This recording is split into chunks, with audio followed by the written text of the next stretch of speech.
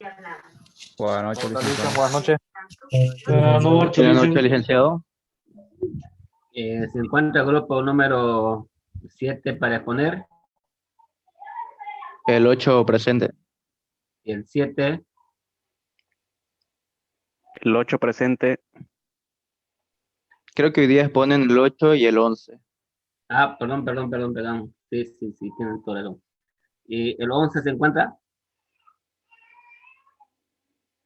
Sí, licenciado. Ya, entonces empezamos Grupo con el 11, número listo. 8, por favor. Voy a habilitar para que puedan compartir pantalla.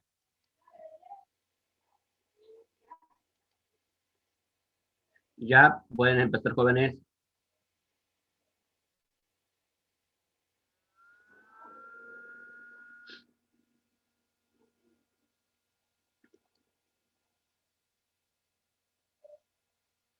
Los expositores con la cámara encendida, por favor.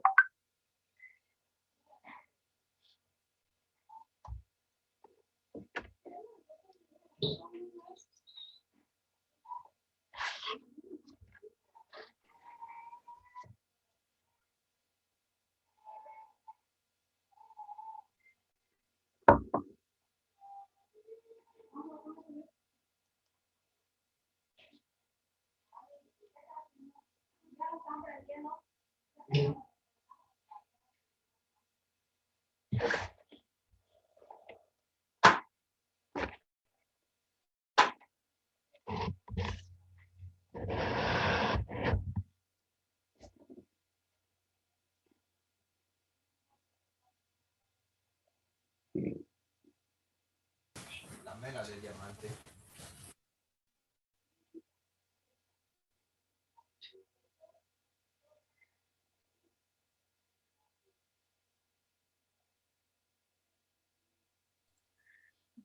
Buenos días, ingeniero. Nosotros somos el grupo 8 y le vamos a hablar sobre el catálogo de cuentas. Nuestros integrantes son Brandon Soldado, Martín Mendrano, Daniel Alejandro Enríquez Tapia, Daniel Herrera, Milton Luis Choquehuanca, Rubén Felipe Herraldes y Edward Albert. Siguiente página, por favor. Desarrollando el contenido, tendremos el punto 1, concepto, aspectos a considerar en su elaboración, elementos, sistemas de codificación, 5, clases de cuentas y 6, plan de cuentas.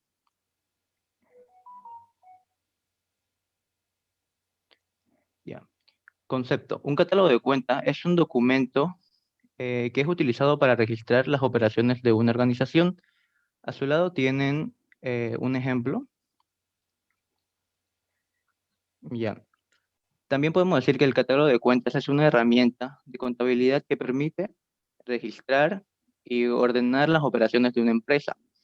El principal beneficio de hacer un catálogo de cuentas es que permitirá ver plasmado todos los activos, pasivos, ingresos, egresos y capital en un solo archivo.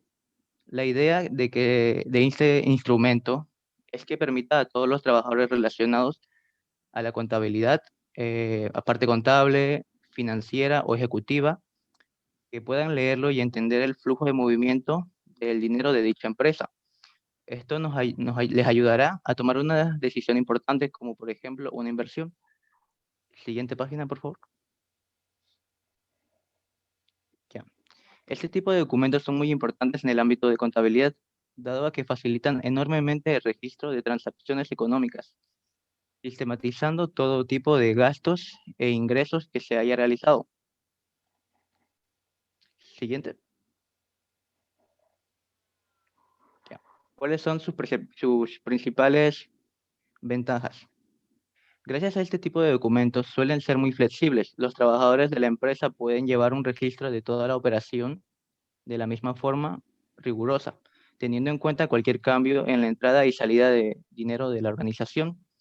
El hecho de que sea flexible nos permite, a la hora de cometer un error o en cualquier transacción o al habilitar una cuenta, nos permite modificarlo, lo cual es la idea al momento de que sea flexible. A la hora de diseñar un catálogo, de cuentas es muy importante averiguar las transacciones que se están dando en el negocio. Bien. Además de que cada país tiene una normativa diferente con respecto a la organización de la empresa de impuestos asociados, como el IVA o el IRF, PF. ¿Se escucha bien o se escucha cortado? Disculpen. Está correcto. Hola. Sí, está correcto. Ya. Gracias. Un aspecto muy importante. Ya. Iba a explicar este punto, además de que cada país tiene una normativa. Ya. Las normativas de cada país hacen que cada empresa disponga de un grado de libertad variable a la hora de elaborar este documento, ajustando sus necesidades y formas convenientes en su realidad empresarial. El tamaño del catálogo dependerá de qué tan complejo sea el negocio. ¿Ya? Un aspecto muy importante a la hora de elaborar un catálogo de cuentas es que él debe aceptar modificaciones en el futuro, ya mencionado antes. Siguiente página, por favor.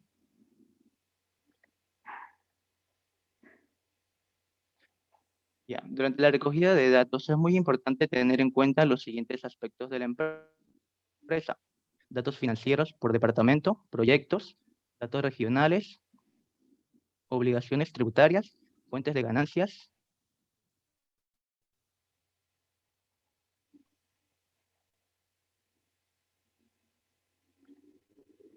Siguiente.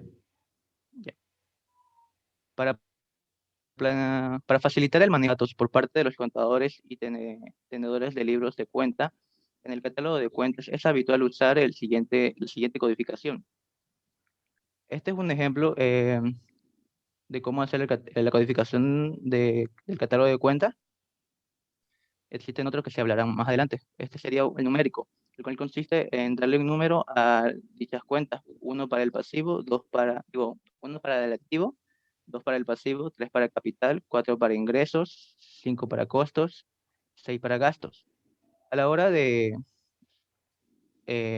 adjuntar una cuenta nueva, por ejemplo en la cuenta activos, se le aumenta un decimal a la derecha, lo cual hace que tenga una facilidad a la hora de encontrarlo. Ahora le toca a mi compañero. Sí, ya. Buenas noches, licenciado y compañeros. A mí me tocó la parte de elementos. Dice que la codificación de catálogo de cuentas está estructurada sobre la base de los siguientes niveles. Número 1, clase, que significa el primer dígito. Número 2, grupo, los 2 primeros dígitos. 3, cuenta, los 4 primeros dígitos. Subcuenta, los 6 primeros dígitos. Siguiente diapositiva.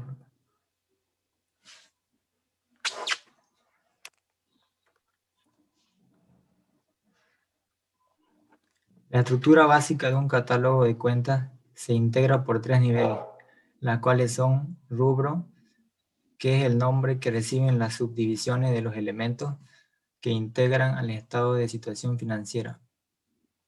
Por ejemplo, activo circulante, activo fijo, activo diferido, pasivo circulante o corto plazo, pasivo fijo o largo plazo. Cuenta, denominación que se le da a cada uno de los renglones que integran el activo. Pasivo, capital contable, ingresos, costos y gastos de una entidad, por ejemplo, caja, bancos, proveedores, etc. Subcuenta, término contable que se le asigna a cada uno de los miembros o elementos que integran a una cuenta principal o colectiva. Por ejemplo, el señor Luis Lara, el señor Robles, el señor Lino Vázquez son subcuentas del cliente. 4. Sistema de codificación. Su concepto dice: codificar un catálogo de cuentas consiste en reemplazar el nombre de cada cuenta por símbolos, ya sean estos letras, números o ambos combinados. El objetivo de la codificación es economizar tiempo y trabajo, ya que el símbolo utilizado facilitará la memorización de la cuenta, su ordenamiento y su identificación y localización dentro del catálogo de cuenta. Características que debe reunir la codificación. Por su sencillez que permita memorizar y recordar fácilmente los símbolos. Precisión. Cada símbolo debe representar un único significado, evitando ambigüedades por semejanza con otros símbolos. Flexibilidad, de manera que posibilite la inserción de nuevas cuentas a medida que las circunstancias lo exijan. Racionalidad, que posibilite el agrupamiento de cuentas relacionadas, facilitando la integración por los rubros. Un tipo de sistema de codificación. Uno que hay es el sistema decimal, que este se basa en la clasificación de grupos y subgrupos tomando como la base la enumeración del 0 al 9. Por ejemplo, 1 punto activo, 1 punto activo circulante, 1101 caja, banco y así, Bancomer, Banamex y así sucesivamente hasta el final. 2. Sistema numérico. Se basa en la clasificación de grupos y subgrupos asignando un número corrido a cada una de las cuentas. Ejemplo, 1 activo circulante, 11 caja, 111 caja general, 1112 caja chica. 3. Sistema mnemotécnico. Se basa en el empleo de letras que representan una característica especial o particular de la cuenta, facilitando con esto su recorrido. Ejemplo, C. Capital contable, CS capital social, CR reserva de capital, CRL reserva legal, CRP reserva de previsión, CRR reserva de reinversión, CRC reserva para contingencia, CU utilidades del ejercicio. 4. El sistema alfabético. Se basa en la aplicación del alfabeto para clasificar las cuentas. Ejemplo, B, pasivo, BA, pasivo circulante, BAA, proveedores, BAB, documentos por pagar, BAC, acreedores diversos, BACA, la negrita como BACB, el señor Jorge Negrete, BAD, impuestos por pagar. 5. El sistema combinado. Es el que se ocupa dos o más sistemas de los citados. Ejemplo, 2.2 edificios, 2.2D depreciación acumulada de edificios, 2.3 máquinas y equipos, 2.3D depreciación acumulada de maquinarias y equipos, 2.4 equipos de transporte, 2.4D depreciación acumulada de equipos de transporte, 2.5 muebles y equipos de oficina.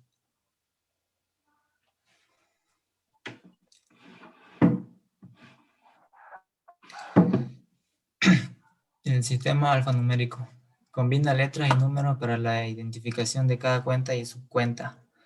Ejemplo, A, activo, AF, activo fijo, AF1, terreno, AF2, edificio, AF3, mobiliario y equipo, AF3A, escritorio, AF3B, archivero, AF3C, silla, AF3D, máquinas de escribir y computadora, AF4, equipo de reparto.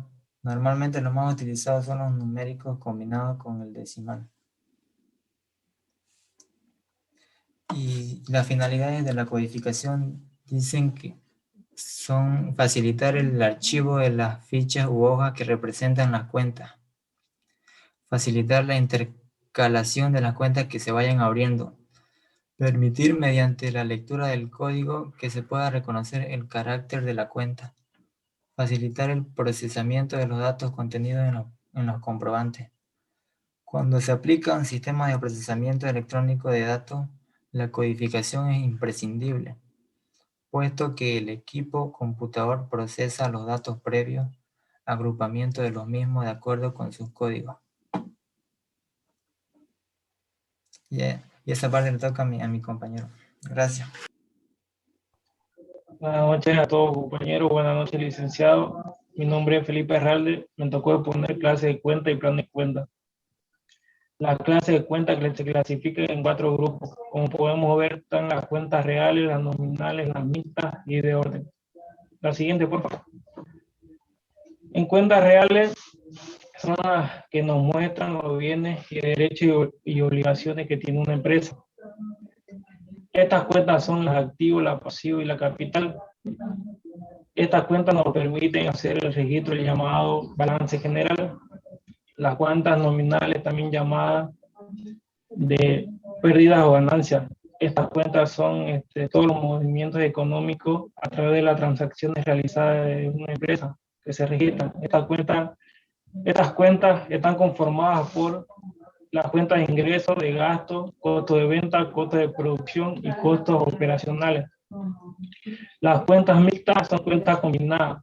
El registro del saldo en una fecha determinada que está conformada por parte de la cuenta real y la cuenta nominal. La cuenta de orden son los movimientos financieros dentro de la misma contabilidad que nos permiten tener un mejor control interno de las determinadas cuentas. En las cuentas de orden se clasifican en registro y orden para tener detalladamente el momento de registrar las cuentas, un orden específico. Igual están los valores contingentes, son derechos y obligaciones que pueden o no suceder, como los eventos de un incendio dentro de una empresa. Al momento de registrarlo, ese evento de incendio se puede convertirse en un activo o un pasivo dependiendo si la empresa tiene el seguro. Da igual los valores ajenos. Los valores ajenos es toda la obtención de dinero por una persona fuera de la empresa. Por ejemplo, si esa persona externa entrega mercadería para que una empresa lo venda, la empresa lo vende y obtiene dinero a través de la comisión de las ventas. Esa es su ganancia. Siguiente, por favor. En las cuentas de orden, como hablé, eran los valores ajenos. Tenemos otro ejemplo, dice, una tienda recibe mercancía de una persona para que la venda.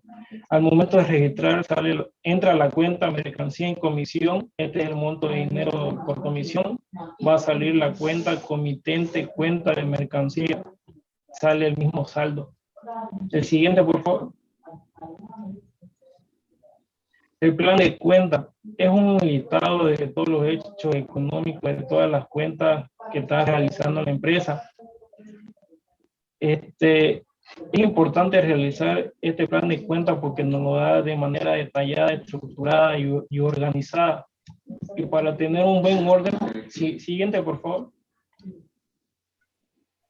Como podemos ver en esta imagen, el plan de cuenta, como dije, era un listado de todos los hechos económicos, también abarca por categoría de cuentas, como podemos ver aquí, tenemos los activos fijos, tiene sus cuentas como terrenos, construcciones, depreciaciones acumuladas, etc. Para realizar este plan de cuenta de manera ordenada, se clasifica en 3. Primero, tener un sistema de codificación como lo estamos viendo acá. El código tiene, por ejemplo, en activos fijos tiene el código 1.2, tiene que ser flexible para el ámbito de la evolución de la empresa y tiene que ser de manera amplia para que se abarque todas las actividades que ha realizado la empresa para que entren todas estas cuentas. Siguiente, por favor. Aquí podemos ver igual otra imagen que está detallada y de manera estructurada y ordenada. Siguiente, por favor. Los beneficios de los planes contables, porque al momento de registrar podemos tener un mal cálculo de error y puede perjudicar a la empresa. Los beneficios de los planes contables son que va a disminuir esos errores de cálculo. Va a haber tener un buen control de ingresos y egresos, que al momento de verlo, de ver esa información, va a estar de manera detallada de todo lo que está entrando y saliendo de la empresa. Y al momento de leer las cuentas, lo vamos a poder ver de manera clasificada. Y también son útiles para los impuestos porque va a haber un una categoría de cuenta específica para el pago de impuestos. Siguiente, por favor. Algunos otros beneficios de los planes contables podemos tener aquí de manera detallada son vuelven a la contabilidad más eficiente, porque a través de este registro contable, una vez realizado, se puede utilizar un software que se puede mandar toda la información y a ese software de manera ya más digital, ¿no? A lo moderno, para tener la información más rápido. Eso sería todo con la exposición, licenciado. Muy bien, muy bien. ¿Alguna consulta que quieran hacer al grupo, por favor?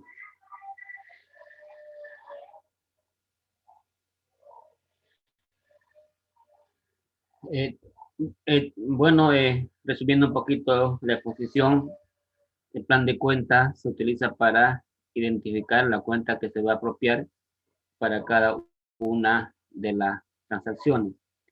Cuando se generaba una transacción, por ejemplo, la compra de lápices, la compra de bolígrafos, la compra de jabón, uno se ponía a pensar qué cuenta va a utilizar. Entonces, ahí en ese momento hay que consultar el plan de cuenta. El plan de cuenta va acompañado con el manual o el catálogo en sí. En el manual o catálogo se explica en detalle cuándo se debe utilizar cada cuenta. Por ejemplo, la cuenta caja en el manual dirá, la cuenta caja tiene saldo deudor, se utiliza para recibir dinero y para pagar dinero en efectivo. Cosas así explica para cada una de las cuentas. En qué momento, en qué transacción se va a utilizar una determinada cuenta. Luego, el plan de cuentas difiere de un tipo de empresa a otro. Si clasificamos la empresa por su naturaleza en comercial, servicio e industria, para cada uno de ellos se tiene un plan de cuenta apropiado. O sea, hay cuentas que le son particulares para cada uno de ellos. Se puede ajustar un plan de cuenta general a cada sector, pero haciendo las mejoras correspondientes.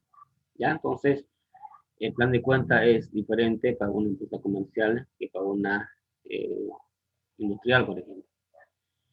Luego hay que considerar el tamaño de la empresa. O sea, las chicas, la mediana y la gran empresa, los planes de cuenta son diferentes.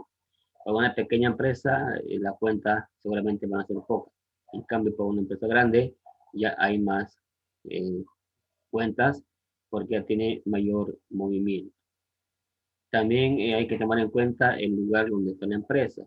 Una empresa que está en la ciudad, el plan de cuenta va a ser diferente a una empresa que está, por ejemplo, fuera de la ciudad, donde ya tiene que tener otro tipo de transacciones, ¿no? Entonces también hay que considerar en la ubicación de la empresa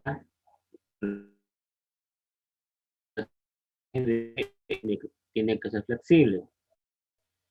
Si no tiene una cuenta, habría que adicionar esa cuenta para que se pueda registrar. Siempre respetando el formato de la estructura del plan de cuenta. Eso sería por la parte del plan de cuenta. El grupo número 11, por favor, puede ya empezar con él. Ingeniero.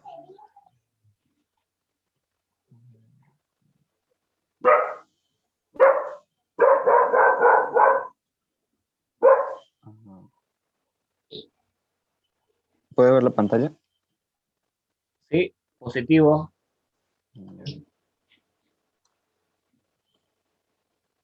Buenas noches, licenciado. Soy del grupo 11, exposición número 8. Con cámara encendida, ¿no? Vale, joder.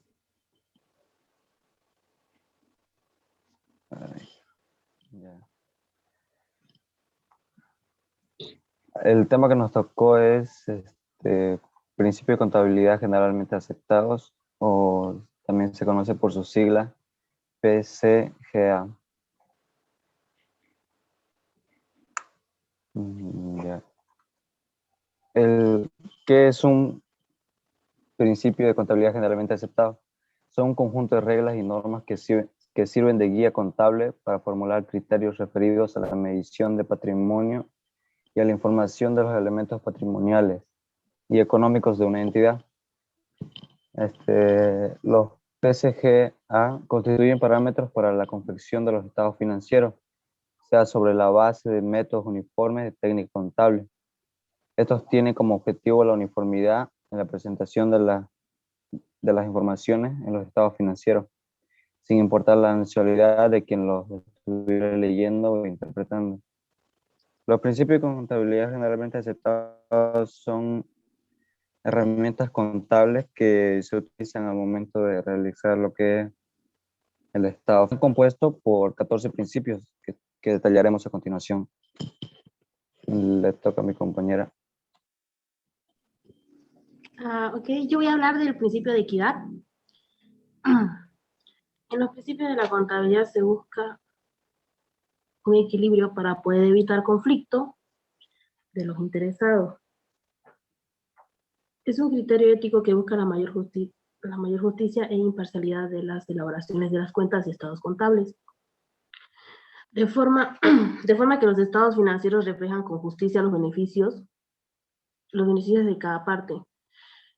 En cuanto a un aspecto económico o una vista financiera, se denomina equidad al reparto de igualdad de bienes, de los integrantes de la sociedad. Si el principio de equidad no es tomado en cuenta, puede llegar a generar conflictos si los resultados no están expresados equitativamente entre los integrantes. Un breve ejemplo podemos tener de esto de la separación de bienes de una pareja, ¿ok?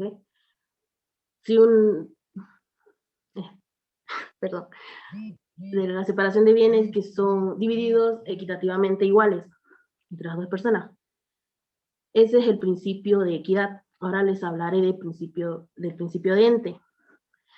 El principio de ente no es igual a persona. Hay que tomar mucho en cuenta que ente no es igual a persona.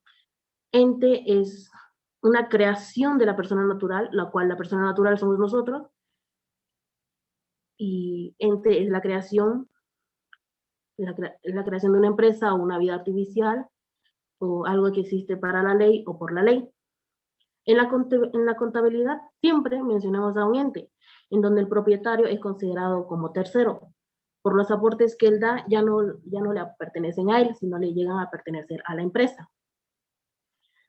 Tenemos que tomar en cuenta que ente no es igual a persona, ¿ok?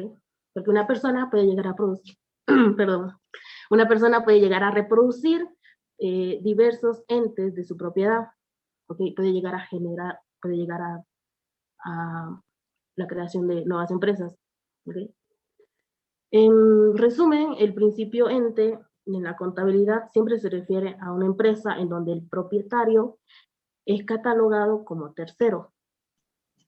Bueno, hasta aquí llegó mi ente y continuará mi compañero.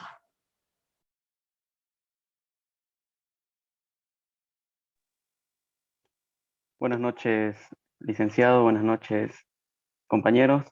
El punto número 3 es principio de bienes económicos.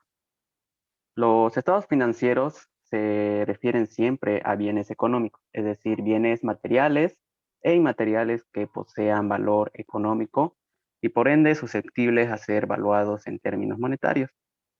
Cualquier activo como caja, mercaderías, activos fijos en poder y en uso de la entidad y sobre la cual se ejerce derecho sin estar acreditado necesariamente la propiedad de la misma, mientras no entre en conflicto con terceros que también reclaman la propiedad, están sujetos a ser registrados en libros en vía de regulación a través de un asiento de ajuste, tratamiento que se hace extensivo a las diferencias en los costos de adquisición o registro en fecha anterior. Ejemplo, como bien inmaterial puede ser la marca Adidas, que es reconocida y preferida por el público. Por tanto, puede ser evaluada en términos monetarios, ya que le traerá más ganancias a la empresa si adquiere la marca. Por el lado de los bienes materiales serían las maquinarias de una empresa, las cuales son o se valoran por su precio de adquisición. El punto número 4 es principio de moneda de cuenta. Ahora, los estados financieros reflejan el patrimonio también mediante un recurso que se emplea para reducir todos sus componentes heterogéneos a una expresión que permita agruparlos y compararlos fácilmente. Este recurso consiste en elegir una moneda de cuenta y valorizar los elementos patrimoniales, aplicando un precio a cada unidad. Generalmente se utiliza como moneda de cuenta el dinero que tiene curso legal en el país dentro del cual funciona el ente. En este caso, el precio está dado en unidades de dinero de curso legal.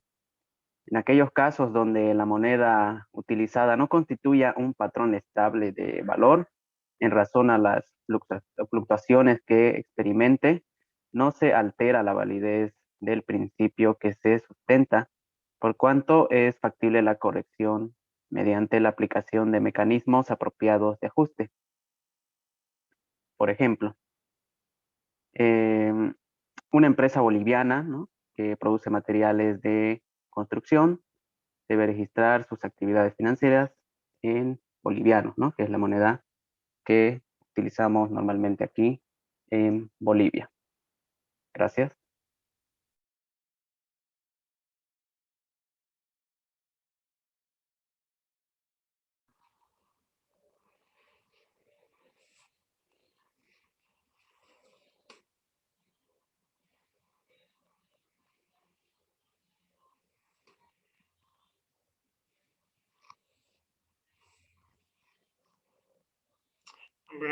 Buenas noches, Alicia. Mi parte sería empresa en marcha. ¿Me puedes confirmar si anda dando mi video?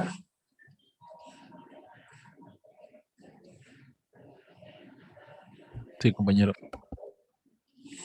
Si anda reproduciendo el video, sí, ¿no? Sale. Bueno, sería empresa en marcha.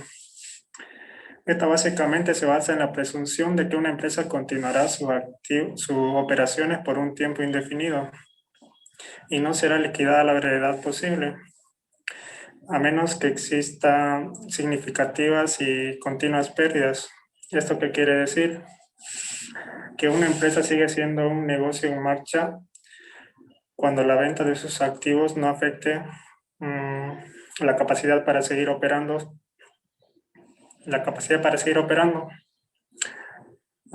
Evaluación al costo. En esta básicamente sería la suma de los precios de adquisición más todos los esfuerzos necesarios para incorporarlo al activo.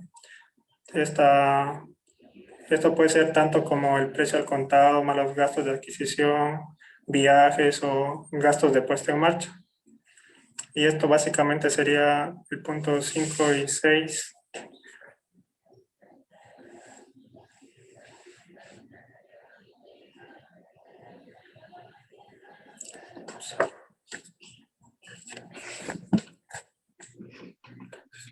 Bueno, ingeniero, bueno, a mí me tocó el principio de ejercicio, también llamado periodo, que significa dividir la marcha de la empresa en periodos uniformes de tiempo que afecta a medir el resultado de la gestión y establecer la situación financiera del ente y cumplir con las disposiciones legales y fiscales establecidas. Particularmente determinan los impuestos de la renta, de la atribución o los resultados. Es como decir, por ejemplo, los periodos son cada un año y las empresas en todo un año ven los registros que han tenido de toda la utilidad o pérdida en todo un año, el cual con eso les ayuda a analizar cómo le ha ido en todo ese periodo. Un principio simple pero fundamental. El otro principio que me tocó es el de vengado, que bueno, Devengar significa reconocer y entrar en cuenta determinada fecha, eventos o transacciones contabilizables que en la aplicación del principio de devengado se registran los ingresos, gastos en el periodo contable,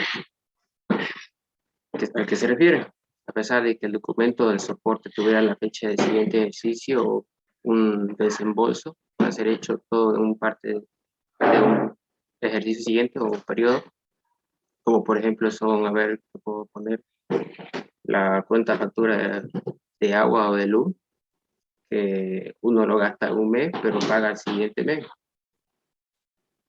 Bueno, le llega el recibo al siguiente mes, sería un ejemplo. Y bueno, eso sería todo nomás.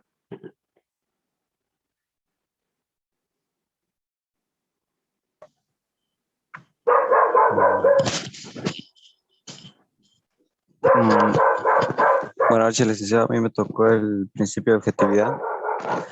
Este principio consiste en hacer la evaluación pertinente de todas las actividades económicas y financieras que se realicen en el momento y las cuales se deben reflejar en los estados financieros. El principio de realización. Los resultados económicos solo deben de computarse cuando estos se hayan realizado. Se considerará una operación o resultado como realizado cuando se ha efectuado transacciones con otros entes económicos, han tenido lugar transformaciones internas que modifican la estructura de sus fuentes. Toda actividad económica o financiera se registra en el momento que se realiza.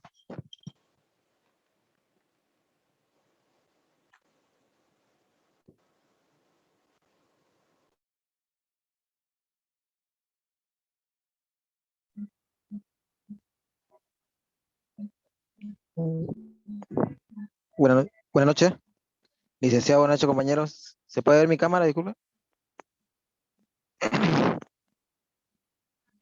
Buenas Sí. noches, Y ¿se puede ver? ¿Se puede ver mi Sí, cámara? correcto. Se puede ver. Ya, buenas noches, licenciado, buenas noches, compañeros. A mí me tocó mi parte de principio de prudencia. Significa que cuando se debe elegir entre dos valores por un elemento de activos, que normalmente se debe optar por el más bajo o un bien de una operación que se contabilice, de tal modo de una cuota, como ser de un propietario que sea menor. Este es el principio general que se puede expresar también diciendo contabilizar todas las pérdidas cuando se conocen y las ganancias solamente cuando se hayan realizado. También me tocó mi otra parte de principio de uniformidad. Este principio de contabilidad establece que una vez elaborados unos criterios para la aplicación de los principios contables, estos deberán mantenerse siempre, que no se modifiquen a las circunstancias que propiciarán dichas elecciones. Muchas gracias. Eso fue todo.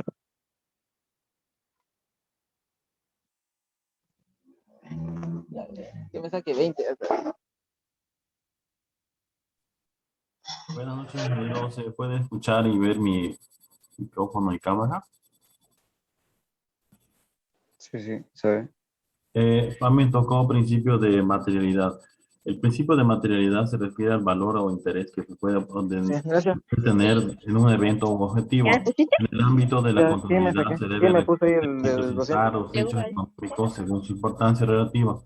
Un acontecimiento económico es importante o relevante por sí mismo, puede cambiar de opinión a un individuo exacto. La importancia de materialidad o relatividad indica ¿Qué hace? la observación y presentación de los hechos ¿Llegaste ahorita? debe ser según su importancia correspondiente. Asimismo, un hecho económico es material cuando a su origen o valor o su entendimiento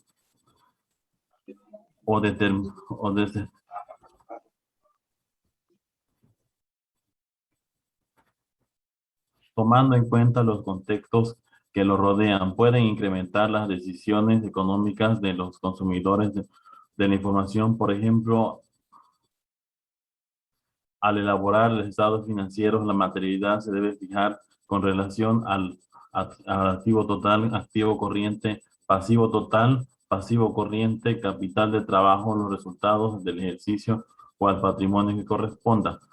Lo que tiene importancia relativa para un ejemplo comercial puede ser la importancia de un rubro de balance puede depender no solo de la cuenta, sino también de su origen. En conclusión, para determinar una cosa o actividad, la importancia relativa, si existe la posibilidad sensata del conocimiento que se tenga, que se haya dado a mediar en las decisiones de los objetivos juiciosos que usan los estados financieros. El principio de materialidad obliga a profundizar acerca de los resultados que puede tener un hecho si es o no oportuno hacerla conformar en la información financiera. Se considera que la organización de la información evaluada desde la perspectiva de quien reciba los estados financieros, puesto que en ciertas ocasiones ella podría confundir en vez de explicar. Siguiente. El principio de exposición. El principio de exposición, también denominado revelación suficiente, implica formular los estados financieros en forma comprensible para los usuarios. Tiene relación directa con la presentación adecuada de los rubros contables, que agrupan los saldos de cuentas para una correcta interpretación de los hechos registrados. Así, por ejemplo, con un anticipo concedido a un proveedor, no se debe mostrar el estado del saldo del rubro de cuentas por pagar, comercios pasivos, sino incluir en el saldo de cuentas por cobrar comerciales activos, evitando mostrar la menor suma de obligaciones comerciales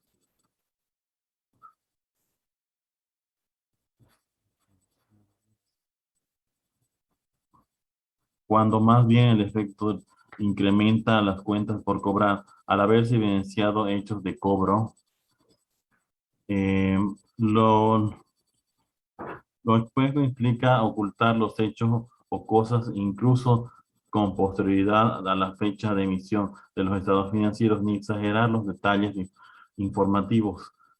A efectos no distorsiona la interpretación y consecuente toma de decisiones dentro y fuera del ámbito de la empresa. Las notas que se acompañan a los estados financieros deben contener datos esenciales adecuadamente redactados para la comprensión del usuario. Evitar aplicar un enfoque subjetivo en la interpretación de los datos, revelar. El principio de exposición está íntimamente ligado a la significatividad en la que se adopta como criterio para revelar los hechos relevantes. Como consiguiente, se deben exponer sucesos como contingencias, compromisos relativos a la adquisición de bienes y servicios, convenios y condiciones contractuales referidos a préstamos obtenidos, amortizaciones, restricciones de la distribución, utilidades gravemente sobre los bienes, hipotecas, la información sobre el enfoque aplicado en la evaluación de los recursos económicos, vigencia y cambio de valores en el tiempo, contratados importantes sobre las empresas, afiliadas o accionistas, descripción del giro o actividades de la empresa, si no se puede identificar de inmediato los estados financieros. Gracias.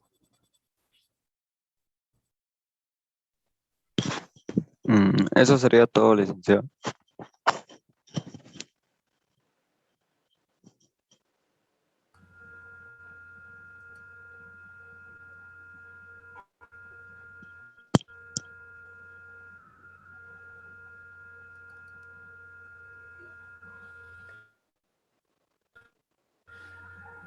De acuerdo a lo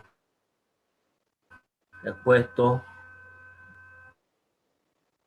dice que todas las transacciones tienen que estar en Bolivia. Por ejemplo, una americana en Bolivia, ¿cómo debería registrar sus transacciones? ¿En boliviano o en dólares?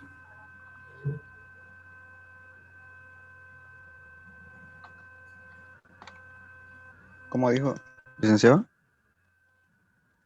Una empresa americana, por ejemplo, si está en Bolivia, ¿cómo debería registrar sus transacciones? ¿En boliviano o en dólares? En dólares, Boliviano. licenciado. ¿Dólar? En dólares, licenciado. Porque está sacando A ver, un vehículo americano. A ver, otra opinión, por favor.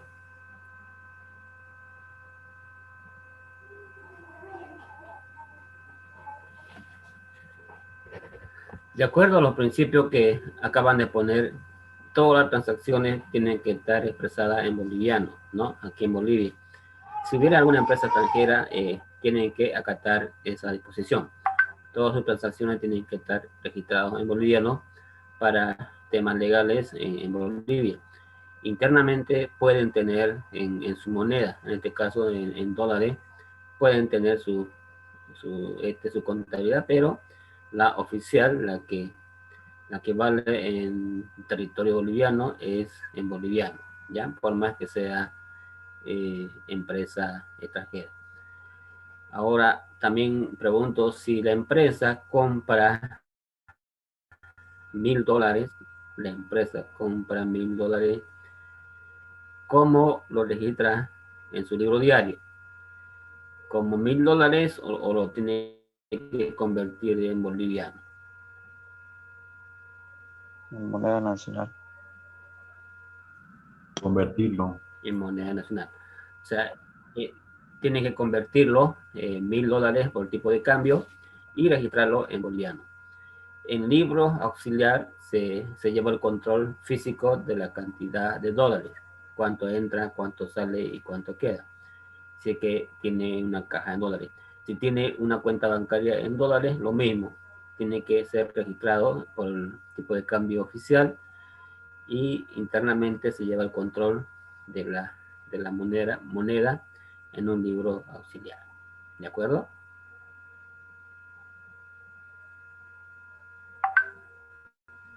¿Alguna otra consulta, jóvenes?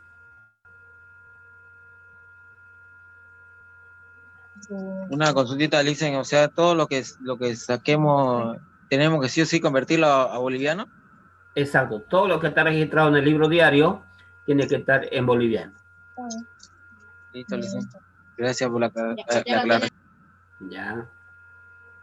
En todo caso sería moneda nacional, ¿no, ingeniero? Porque depende de cada lugar, ¿no? Claro. Yo le decía, si hay una empresa americana, ¿no? Ellos manejan en dólares y para seguramente poder registrar las compras, pero que la van a hacer aquí en Bolivia, va a tener que ser en boliviano. Entonces ellos van a tener que convertir los dólares en bolivianos y registrar todas sus operaciones en boliviano.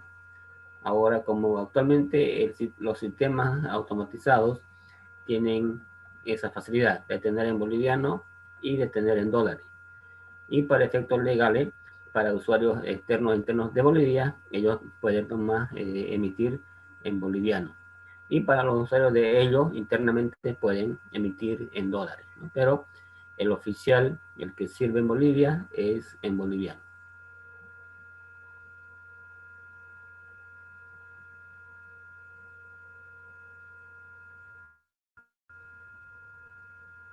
Gracias, Licen. Luego, el principio de realización decía que para que se pueda registrar contablemente, la operación tiene que estar saneada desde el punto de vista administrativo y legal. Por ejemplo, si la empresa compra un vehículo, ¿con qué documento tendrá que registrar contabilidad esa compra de vehículos? O sea, ¿qué documento tiene que ser valedero para poder registrar y demostrar que la empresa es propietaria del vehículo? Con la propia factura de compra y los papeles del vehículo. Claro, si es nueva. Si es nueva, pero si es una compra de segunda mano que pueda comprarse, que no sea nueva, ¿qué documento tendría que ser? Con comprobante, dicen, y una póliza del vehículo. Ya. Además de eso, tendría que inscribirse en la alcaldía y hacer el cambio de nombre, ¿ya? Si la compra del vehículo es de segunda mano, se tiene que hacer todo el trámite de cambio de nombre para que quede como propietario de la empresa y así poderlo registrar contablemente como un activo fijo de la empresa. De lo contrario, Una no se va a carta poder. notariada igual ¿Perdón? serviría. Una carta notariada igual serviría. Claro, pero hasta cierto punto, pues, ¿no? Porque en definitiva, ¿en qué momento se va a consolidar la propiedad? Es cuando se cambie de nombre. Si no existe ese cambio de nombre, sigue siendo propietario la otra persona, ¿no? Porque en la alcaldía va a figurar el nombre de otra persona. O sea que una carta notariada, por ejemplo, sería algo temporal, digamos, algo para tenerlo en regla temporalmente. Exactamente, ¿no? Podría ser una transición hasta que se haga el trámite de poner el vehículo a nombre de la empresa. Hasta tanto eso no suceda, la empresa no va a ser propietaria del vehículo.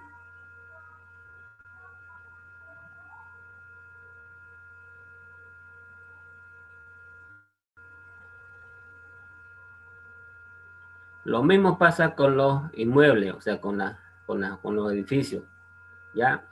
En el caso de edificio, tiene que estar inscrito en derechos reales a nombre de la empresa. De lo contrario, no es propietaria, hasta que no se tenga ese documento final.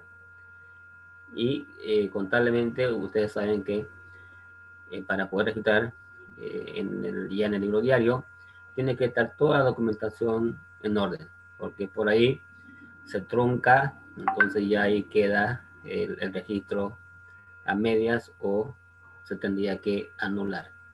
¿Sí? Entonces, para evitar todas esas contingencias, para poder registrar una transacción, tiene que estar debidamente saneada desde el punto de vista administrativo y legal, para que no haya problemas futuros.